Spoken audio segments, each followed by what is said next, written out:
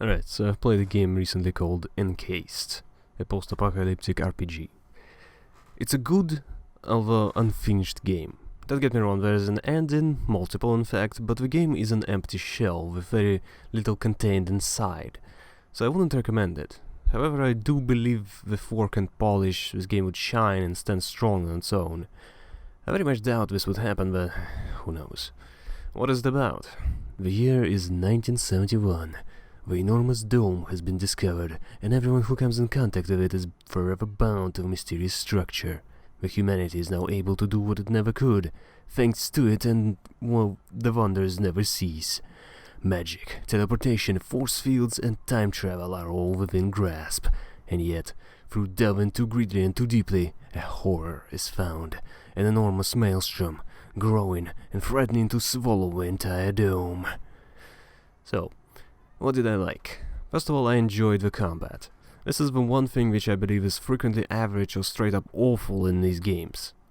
I like CRPGs, but I'll be the first to say what they suck from the gameplay perspective. Here the turn-based combat feels deep and flexible. I especially love the fact that the player is able to find a random range on some enemy and upgrade it all the way to the late game. Every weapon can be upgraded and remain viable. And there are a bunch of different skills, all of them have their uses, and it's not difficult to fit into every situation. I'd especially recommend the high-tech weapons, starting as dinky nail guns, eventually there are lasers, flamethrowers and disc throwers. Also flamethrower. Holy crap, that's gotta be the only game I've played where the flamethrower didn't suck. It was actually a great weapon. Tiny magazine, but with a pretty high damage and an ability to do damage over time. I don't get why every game has to make a flamethrower as a hyped up piece of crap which goes for ammo like a Russian goes for vodka bottles. But that's just the way it is. Anyway, there's also stealth, so it's possible to set up ambushes. That's something I missed in Shadowrun, for example. That game had no stealth, sadly. In Atom RPG, it wasn't a mode, more like a permanent detection radius. Also, not really stealth.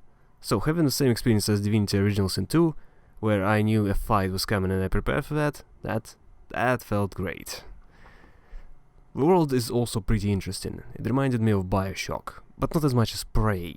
It felt like it was almost the same world as Prey. I'm talking about the one from Arcane, by the way, the guys who made Dishonored. I love that game, and this sort of retro sci-fi is just a cool world to return to. There's definitely a name for this kind of style, but damn if I know what it is. The two games are also similar in how they tackle the worlds. Both have pretty empty worlds, but there are still a lot of people, as corpses that is. In Encased, they can be scanned and have a few tidbits shown about how they went, showing a little story. Some of them are also positioned in a special way to corroborate said tidbits. It's not necessary, but it's this little attention to detail which makes it so much more interesting. Nearly every dead human NPC is named. Enemies are sadly just faceless goons most of the time though. There's also some voice acting in the characters, which I would praise. From what I've gathered, it's the main story and most things related to companions what are voiced. All of them definitely sound professional. Unlike, for example, Atom RPG, where it sounds like a random Russian dude who isn't 100% sure how to pronounce certain words. It's a little funny and I think it adds to the enjoyable jank of that game, but it does get old fast. Here it's definitely not amateurs. I'd especially praise Henrietta and Dunk, Krunk, the big tough guy with a silly name, Crump. That guy was weirdly enlightening. And Henrietta is this French scientist chick who wears goofy socks. There are even options to ask her about those. It was definitely very amusing. I also enjoyed the character of Yoko. I always have this thing for AI discovering what it is like to be alive. And she seems to have this childish kind of perspective which the player can react to. She doesn't sound amazing though. But, well, it's difficult to make a good AI voice, especially a little girl one. So all of that sounds pretty good, right? The main story is fine, the companions are kinda cool, the world is interesting and similar to a game I adore. Even combat is enjoyable. What is the problem, you might ask? The fact that this is not truly finished, so I'll list Shadowrun Hong Kong for a comparison here. So the game starts with a small intro scene, building up his expectations, then dashes them and throws the player into the life of a Shadowrunner. Then there are a bunch of runs, slowly unraveling the plot, and eventually a few runs ending up with a big boss fight. Now, Encased starts with a long and interesting character creation. Player is free to choose one of the research wings, which will affect the story, making characters react to the player differently. Kinda like Vampire Clans and Vampire the Masquerade Bloodlines. Bloodlines. I said it weird. After that, player is told to do training, which isn't very fun and drags on, but whatever. Soon after, they are told to do their first mission, which drags on again and has a bit of too much text. After that, it's a big event and the player is finally free to explore the dome at their leisure. Now, here it might seem like the player is actually free, but there is fuck all to do. There are maybe 5 places which have friendly NPCs. Every other spot on the map is just a bunch of hostiles. There's some loot and maybe a couple of notes. So once players bored with that, they might discover the emulation project. Which seems like a choice, but again, not really. And then they are told to do a bunch of fetch quests. None of which are really much more than fetch quests. Hell, I'd say about 90% of the quests in this game are fetch quests. By which I mean it's talk to NPC, go to an area, kill enemies, get an item or interact with an object, come back to the NPC. There's basically nothing interesting there. Nothing hidden, no options, just nothing. I played more of it recently, and it's outdated, not denying that. I'm not talking about graphics here, but the quest design.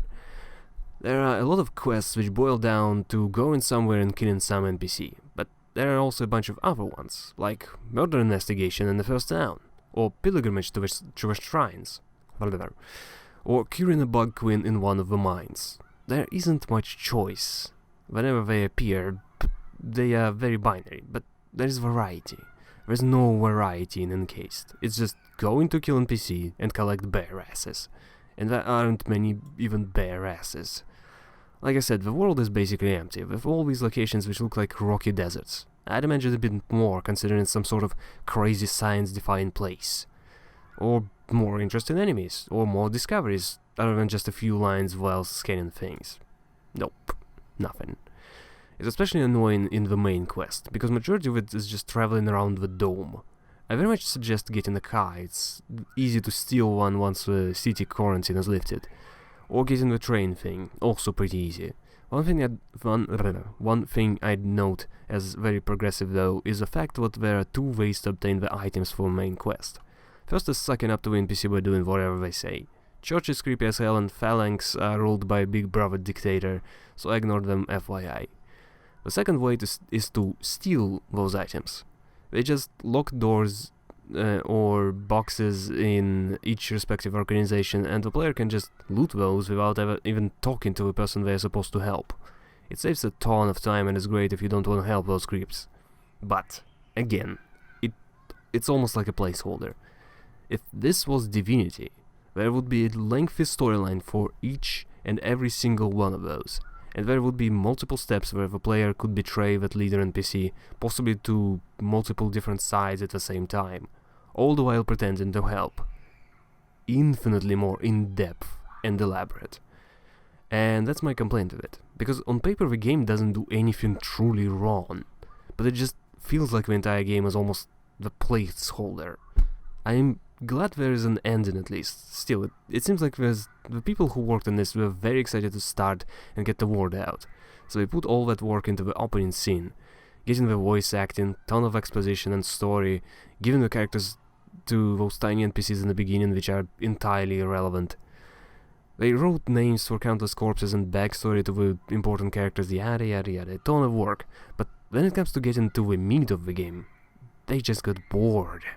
Or tired, and put it on the back burner, leaving behind the simple version of a complicated version they have in mind for later. I truly think there is something great here, hiding behind the surface of this dome, and it actually has to be put in here before it can be found.